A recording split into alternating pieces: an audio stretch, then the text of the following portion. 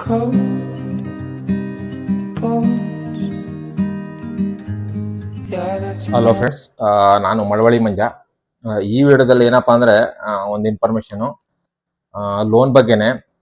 ರಾಜೀವ್ ಗಾಂಧಿ ವಸತಿ ನಿಗಮದ ಮನೆಗಳಿಗೆ ಏನು ಲೋನು ಈಗ ಮಾಡಿಸ್ಕೊಳಕ್ಕೆ ಅಂತ ಅಂದ್ಬಿಟ್ಟು ಅಪ್ರೂವ್ ಮಾಡಿದ್ದಾರೆ. ಅದರಲ್ಲಿ ಅವತ್ತು ಏನ್ ನಾನು ವಿಡಿಯೋ ಮಾಡಾಕಿದ್ದೆ, ಸಾಲ ಮೇಳ ಬಂದಿದೆ ಅಂತ ಅಂದ್ಬಿಟ್ಟು ಅವರು ಯಾವ್ಯಾವ ಜಾಗದಲ್ಲಿ ಆಲ್ರೆಡಿ ಬುಕಿಂಗ್ ಕರೆದಿದ್ದಾರೋ ಆ ಜಾಗಗಳಲ್ಲಿ ಎಲ್ಲಾ ಕಡೆನೂ ಕೂಡ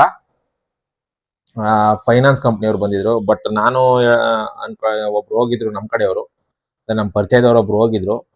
ಅವರು ಹೋಗಿದ್ದಾಗ ಅಲ್ಲಿ ಬಂದಿದ್ದು ಯಾವ್ದಪ್ಪ ಫೈನಾನ್ಸ್ ಅಂದ್ರೆ ವಂಡರ್ ಹೋಮ್ ಫೈನಾನ್ಸ್ ಅಂತ. ವಂಡರ್ ಹೋಮ್ ಫೈನಾನ್ಸ್ ಅಂತ ಇದ್ರ ಆಫೀಸ್ ಎಲ್ಲಿ ಬರುತ್ತಪ್ಪ ಅಂತಂದ್ರೆ ಯಲಹಂಕ ನ್ಯೂ ಟೌನ್ ಅಲ್ಲಿ ಚಿಕ್ಕ ಬೊಮ್ಮಸಂದ್ರ ಇದೆ ನೋಡಿ. ಯಲಹಂಕ ನ್ಯೂ ಟೌನು ಚಿಕ್ಕ ಬೊಮ್ಮಸಂದ್ರ ಅಂತ ಬರುತ್ತೆ ಅಲ್ಲಿ ಏರಿಯಾ. ಆ ಚಿಕ್ಕ ಬೊಮ್ಮಸಂದ್ರದ ಹತ್ರ ಅದು ಆಫೀಸ್ ಬರುತ್ತೆ ಅಂತ ಹಾಕಿದ್ದಾರೆ. ಅವ್ರದ್ದು ವಿಸಿಟಿಂಗ್ ಕಾರ್ಡು ಕೂಡ ಕೊಟ್ಟಿದ್ದಾರೆ. ನಾನು ವಿಡಿಯೋದಲ್ಲಿ ಆಲ್ರೆಡಿ ಹಳೆ ವಿಡಿಯೋದಲ್ಲಿ ನಾನು ಅದು ಅವ್ರ ವಿಸಿಟಿಂಗ್ ಕಾರ್ಡು ಕೂಡ ತೋರಿಸಿದ್ದೀನಿ ನಿಮ್ಗೆ. ಮತ್ತೆ EMI 5 ವರ್ಷಕ್ಕಾದ್ರೆ ಎಷ್ಟು ಕಟ್ಟಬೇಕು, 10 ವರ್ಷಕ್ಕಾದ್ರೆ ಎಷ್ಟು ಕಟ್ಟಬೇಕು, ಮತ್ತೆ 8 ವರ್ಷಕ್ಕಾದ್ರೆ ಎಷ್ಟು ಕಟ್ಟಬೇಕು, ಪ್ರತಿಯೊಂದು ಡೀಟೇಲ್ ಕೂಡ ಅದರಲ್ಲಿ ಇದೆ. ಮತ್ತೆ ಇನ್ನೊಂದು, ಇವಾಗ ಈ ವಿಡಿಯೋದಲ್ಲಿ ಏನಪ್ಪಾ ಅಂತಂದ್ರೆ ಕೆಲವೊಬ್ರು ಕಾಮೆಂಟ್ ಮಾಡಿದ್ರು, ಅವ್ರದ್ದೇನ್ ಪ್ರಾಬ್ಲಮ್ ಆಗೈತೆ ಅಂತಂದ್ರೆ ಅವರು ಅವ್ರ ತಾಯಿ ಹೆಸರಲ್ಲಿ ಹಾಕಿದಾರಂತೆ. ಅಂದ್ರೆ ಅವ್ರ ತಾಯಿ ಹೆಸರಲ್ಲಿ ಅಂತ ಹಾಕಿರೋದ್ರಿಂದ ಅಲ್ಲಿ ಏನ್ ಪ್ರಾಬ್ಲಮ್ ಆಗೈತೆ ಅಂದ್ರೆ ಅವ್ರ ತಾಯಿಯವರು ಯಾವುದೇ ರೀತಿಯ ಕೆಲಸವನ್ನ ಮಾಡ್ತಾ ಇಲ್ಲ. ಅಂದ್ರೆ ಅವರು ಹೊರಗಡೆ ಎಲ್ಲೂ ದುಡಿಯಕ್ ಹೋಗ್ತಾ ಇಲ್ಲ, ಮನೆಯಲ್ಲೇ ಮಾಮೂಲಿ ಕೆಲಸ ಮಾಡ್ಕೊಂಡು ಸಣ್ಣ ಪುಟ್ಟ ಇದ್ದಾರೆ.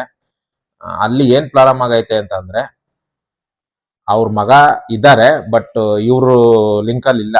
ಅದೇನೋ ಅವ್ರು ಪರ್ಸನಲ್ ಪ್ರಾಬ್ಲಮ್, ಅವೆಲ್ಲ ನಾವು ಕೇಳಕ್ ಆಗಲ್ಲ. ಹಾಗಾಗಿ ಅವ್ರು ಏನೋ ಆಗಲ್ಲಪ್ಪ, ಅವ್ರು ನನ್ನ ಮಗ ಬರಲ್ಲ, ಈ ಕಡೆ ಮಾತಾಡ್ಸಲ್ಲ ಅಂತ ಅಂದ್ರು. ಅದೋಕೆ. ಬಟ್ ಇನ್ನೊಂದು ಏನಪ್ಪಾ ಅಂದ್ರೆ ಅವ್ರಿಗೆ ಮಗಳು ಕೂಡ ಇದ್ದಾರೆ.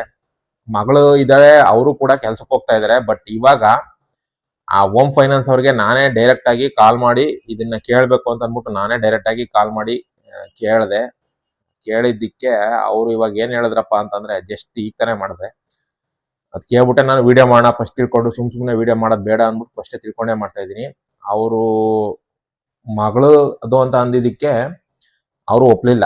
ಯಾರು ಹೋಮ್ ಫೈನಾನ್ಸ್ನವರು ಮಗಳದಾದ್ರೆ ಒಪ್ಕೊಳ್ಳಲ್ಲ. ಯಾಕೆ ಅಂತಂದ್ರೆ ಮಗಳಿಗೆ, ಅದ್ರಲ್ಲೂ ಕೂಡ ಮಗಳಿದ್ರೂ ಕೂಡ ನಡೀತದೆ. ಬಟ್ ಹೆಂಗಿರ್ಬೇಕಂದ್ರೆ ಮಗಳಿಗೆ ಆಲ್ರೆಡಿ ಮದುವೆ ಆಗಿರ್ಬೇಕು. ಮಗಳಿಗೆ ಮದುವೆ ಆಗಿರ್ಬೇಕು.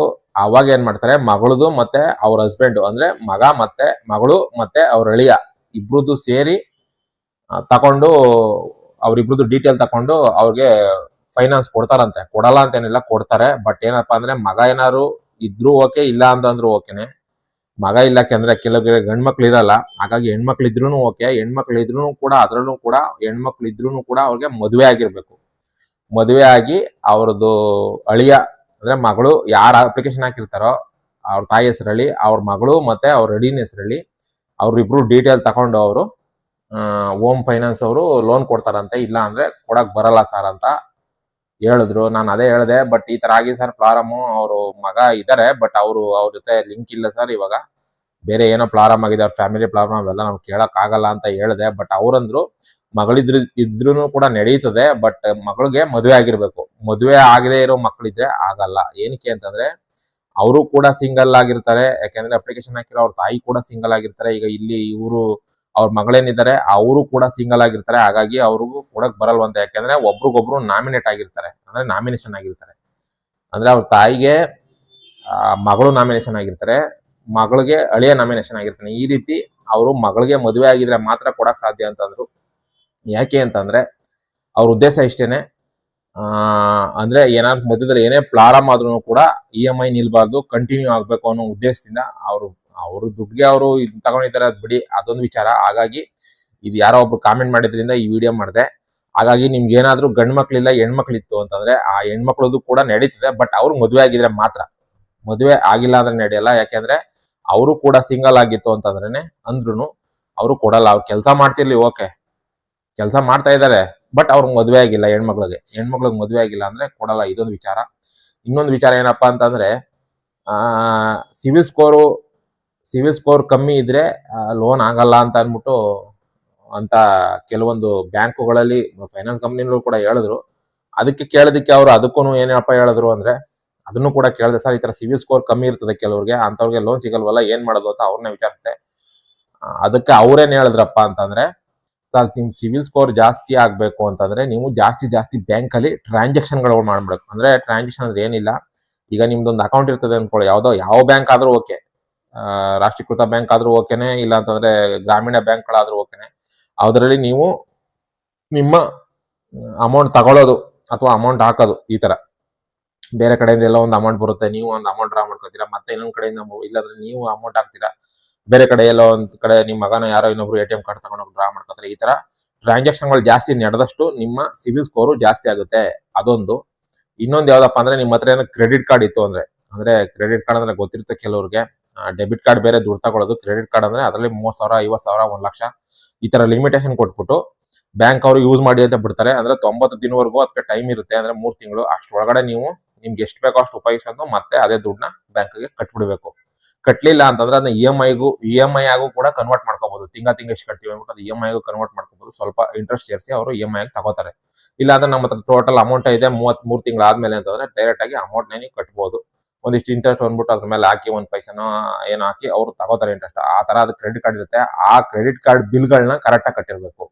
ನೀವು ಕ್ರೆಡಿಟ್ ಕಾರ್ಡ್ನ ಬಳಸಿ ಮೊಬೈಲೋ ಇಲ್ಲ ಟಿವಿನೋ ಇಲ್ಲ ಲ್ಯಾಪ್ಟಾಪೋ ಏನೋ ಒಂದು ತಗೊಂಡು ಅದಕ್ಕೆ ಸರಿಯಾಗಿ ನೀವು ಪೇಮೆಂಟ್ ಮಾಡಿರ್ಬೇಕು. ಪೇಮೆಂಟ್ ಮಾಡಿತ್ತು ಅಂತಂದ್ರೆ ನಿಮ್ಮ ಸಿವಿಲ್ ಸ್ಕೋರು ಜಾಸ್ತಿ ಆಗುತ್ತೆ. ಮತ್ತೆ ಇನ್ನೊಂದು ಅವ್ರು ಹೇಳಿದ್ರು, ನೀವು ಗೋಲ್ಡ್ ಲೋನ್ ತಗೋತೀರಾ ಅನ್ಕೊಳ್ಳಿ, ಗೋಲ್ಡ್ ಲೋನ್ ತಗೊಂಡು ನೀವು ಪ್ರತಿ ವರ್ಷ ಕರೆಕ್ಟ್ ಆಗಿ ನೀವು ಟ್ರಾನ್ಸಾಕ್ಷನ್ಗಳನ್ನ ಮಾಡಿ, ಅಂದ್ರೆ ಪ್ರತಿ ವರ್ಷ ನೀವು ಕರೆಕ್ಟ್ ಆಗಿ ಅದನ್ನ ರಿನ್ಯೂವಲ್ ಮಾಡ್ಕೊಂಡು ಗೋಲ್ಡ್ ಲೋನ್ ರಿನ್ಯೂವಲ್ ಮಾಡಿ ಬಡ್ಡಿ ಕಟ್ಟಿ ಕರೆಕ್ಟ್ ಆಗಿ ನೀವು ಬ್ಯಾಂಕ್ ಅವ್ರಿಗೆ ಇದಾಗ ನಡ್ಕೊಂಡಿದ್ರೆ ನಿಮ್ಮ ಸಿವಿಲ್ ಸ್ಕೋರು ಜಾಸ್ತಿ ಆಗ್ತಾ ಇರ್ತದೆ.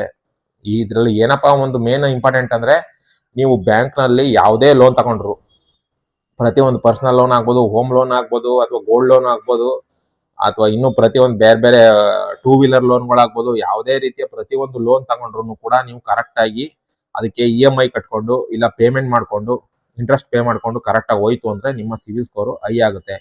ಆವಾಗ ನಿಮ್ಗೆ ಯಾವ ಬ್ಯಾಂಕ್ ಅವ್ರು ಬೇಕಾದ್ರೂ ನಿಮ್ಗೆ ಕರೆದು ಲೋನ್ ಕೊಡ್ತಾರೆ ಅಂತ ಇದೊಂದು ವಿಚಾರ ಹೇಳಿದ್ರು. ಹಾಗಾಗಿ ಮಾಡಿದೆ. ಮತ್ತು ಮೇನ್ ಇಂಪಾರ್ಟೆಂಟ್ ಆಗಿ ಹೇಳ್ತಾ ಇದ್ದೀನಿ, ಯಾರ್ಯಾರು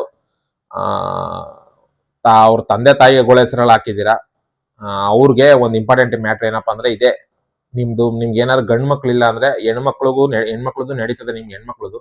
ಬಟ್ ಹೆಣ್ಮಕ್ಳಿಗೆ ಮದುವೆ ಆಗಿರ್ಬೇಕು. ಮದುವೆ ಆಗಿತ್ತು ಅಂತಂದ್ರೆ ಆ ಮಗಳದು ಮತ್ತೆ ಅವ್ರ ಗಂಡಂದು ಅಂದ್ರೆ ಅವ್ರ ಹಸ್ಬೆಂಡ್ದು ಇಬ್ರದ್ದು ಸೇರಿಸಿ ಅವರು ನಾಮಿನಿ ತಕೊಂಡು ನಿಮ್ಗೆ ಲೋನ ಕೊಡ್ತಾರೆ ಅಂತ ಹೇಳ್ಬೋದು. ಹಾಗಾಗಿ ಇದೊಂದು ವಿಚಾರ ತಿಳಿಸ್ಬೇಕಾಗಿತ್ತು, ಅದಕ್ಕೋಸ್ಕರ ಇದೊಂದು ವಿಡಿಯೋ ಮಾಡಿದೆ. ಹಾಗಾಗಿ ನನ್ನ ಮಳವಳ್ಳಿ ಮಂಜ ಯೂಟ್ಯೂಬ್ ಚಾನಲ್ ಹಿಂಗೆ ಸಬ್ಸ್ಕ್ರೈಬ್ ಮಾಡ್ಕೊಂಡು ವಿಡಿಯೋಗಳು ನೋಡ್ತಾ ಇರಿ. ಇನ್ಫಾರ್ಮೇಶನ್ಗಳು ಬಂತು ಅಂದ್ರೆ ರಾಜೀವ್ ಗಾಂಧಿ ವಸತಿ ಈ ತರನೇ ವಿಡಿಯೋ ಮಾಡಾಕ್ತಾ ಇರ್ತೀನಿ. ಈ ವಿಡಿಯೋ ನೋಡಿದ್ದಕ್ಕೆ ತುಂಬಾ ಥ್ಯಾಂಕ್ಸ್.